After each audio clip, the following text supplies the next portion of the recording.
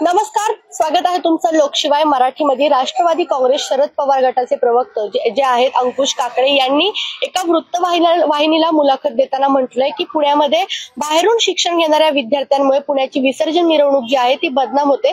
मात्र आता हे जे स्पर्धा परीक्षेचे विद्यार्थी आहेत जे बाहेरून आपलं घर सोडून पुण्याला आपलं घर मानत या ठिकाणी राहतात, स्पर्धा परीक्षांचा अभ्यास करतात, त्यांच्या जिवारी कुठेतरी अंकुश काकडेंचे हे वक्तव्य लागले। आणि याच संदर्भात आता माझ्यासोबत काही स्पर्धा परीक्षांचे विद्यार्थी आहेत।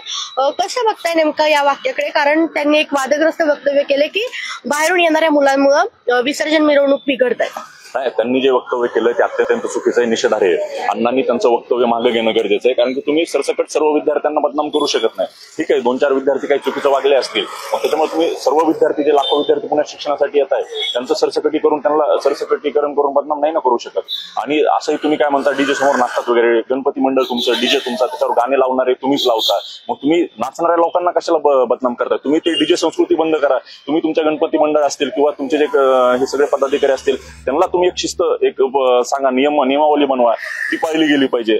मग चोर सोडून संन्यासाला फाशी द्यायचं काम आहे ना हे। आणि असंही तुम्हाला सर्टिफिकेट द्यायचा अधिकार कोणी दिला?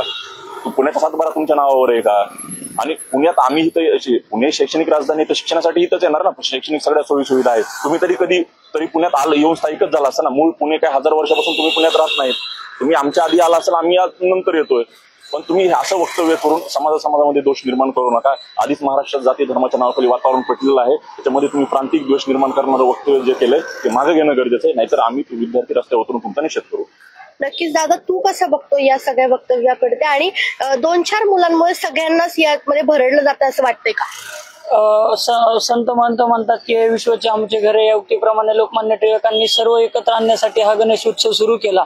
आणि काही लोकांच्या जर चुकीच्या वागण्यामुळे ते गावासोबत किडे रगडले जातील असं जर म्हणणं आता ते म्हणीचं थोडं वेगळ्या पद्धतीने घेतलं पाहिजे, कारण तेव्हा जी परिस्थिती होती ती परिस्थिती पूर्णपणे आता बदललेली आहे। तर पुण्याकडे बघताना लोक शैक्षणिक आणि सांस्कृतिक राजधानी या दृष्टीने बघतात, आणि पुण्यात जे पिकलं जातं ते महाराष्ट्रावर आणि देशभरात विकलं जातं, अशा पद्धतीची जी मन आहे ते कुठेतरी अशा वक्तव्यांमुळे लोकांच्या मनात एक वेगळी भावना निर्माण होईल। आणि जसं आताच मित्रांनी सांगितलं की एक लोकांमध्ये दुफळी निर्माण करण्याचं काम अशा वक्तव्यांमुळे होईल। त्यामुळे अंकुश अण्णांनी असे वक्तव्य मागे घ्यावेत आणि विद्यार्थ्यांची जाहीर माफी मागावी, जेणेकरून इथल्या बऱ्याचशा गोष्टी विद्यार्थ्यांना आणि इथल्या समाजाला निगडीत असतात। इथल्या एकंदरीत इन्फ्रास्ट्रक्चर असेल, जशी लोकसंख्या वाढेल तसं इन्फ्रास्ट्रक्चर डेव्हलप होणार आहे, एकंदरीत सगळे विषय त्या पद्धतीने शासन तुम्हाला तसं अकोमोडेट करणार आहे। त्यामुळे सगळ्यांच्या सोबतीने आणि साथीने विकास होत असतो, त्यामुळे कधीही कुणाला एक जणाला जबाबदार धरू नये असं आमचं मत आहे। तुम्ही कसं बघताय या वक्तव्याकडे? आणि पुण्यातील विसर्जन मिरवणूक ज्या आहेत त्याच्याकडे एकूण कसं बघताय? कारण कुठेतरी आज या बाहेरून येणाऱ्या तुमच्यासारख्या विद्यार्थ्यांवरती असे वक्तव्य केले आज। मुळात मला सर्वात पहिल्यांदा या वक्तव्याचा मी निषेध करतो सर्व विद्यार्थ्यांच्या वतीने, कारण की विद्यार्थी हे वेगवेगळ्या जिल्ह्यातून, महाराष्ट्राच्या वेगवेगळ्या जिल्ह्यातून येत आहेत, वेगवेगळ्या राज्यातून येत आहेत।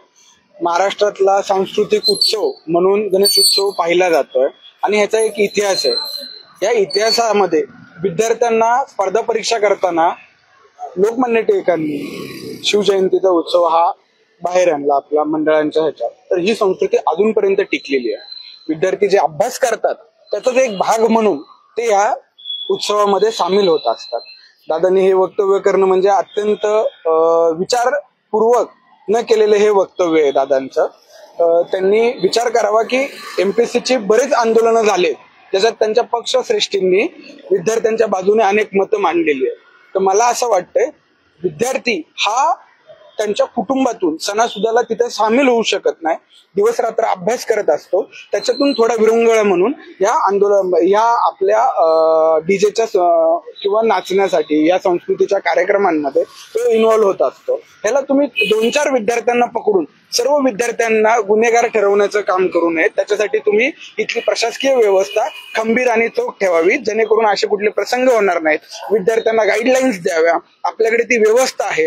महानगरपालिकेकडून वेगवेगळ्या अभ्यासिकेच्या प्रमुखांपर्यंत त्या सगळ्या सूचना पाठवाव्या, जेणेकरून ह्या कुठला अपघात होणार नाहीये।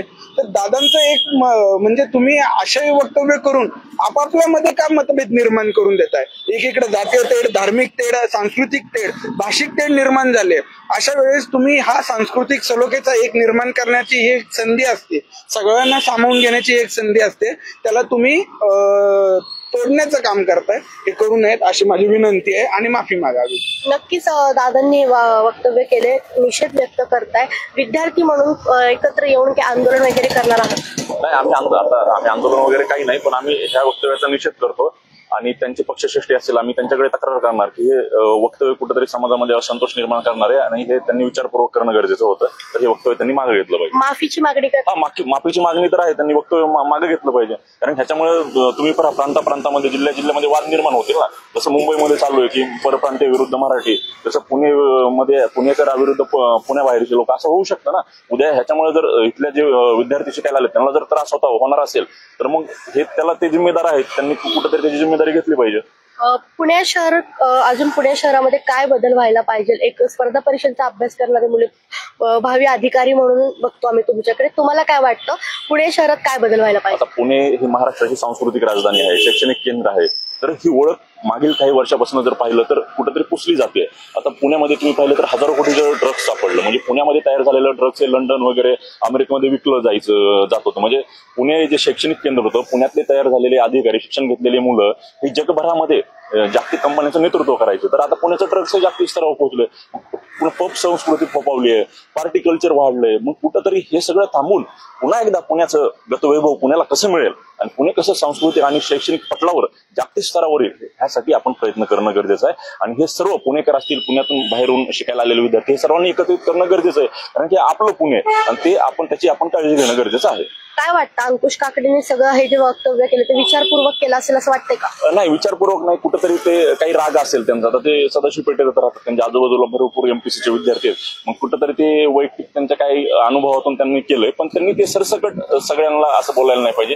काही 1-2 मुलं चुकली असतील, त्यांचा काही वाद झाला असेल त्यांच्याशी, त्यांना चुकीचा अनुभव आला असेल, पण त्यामुळे सर्वच विद्यार्थ्यांना बदनाम करणं हे अत्यंत चुकीचं आहे आणि त्यांचं वयोमान पाहता हे त्यांनी असं नव्हतं बोलायला पाहिजे.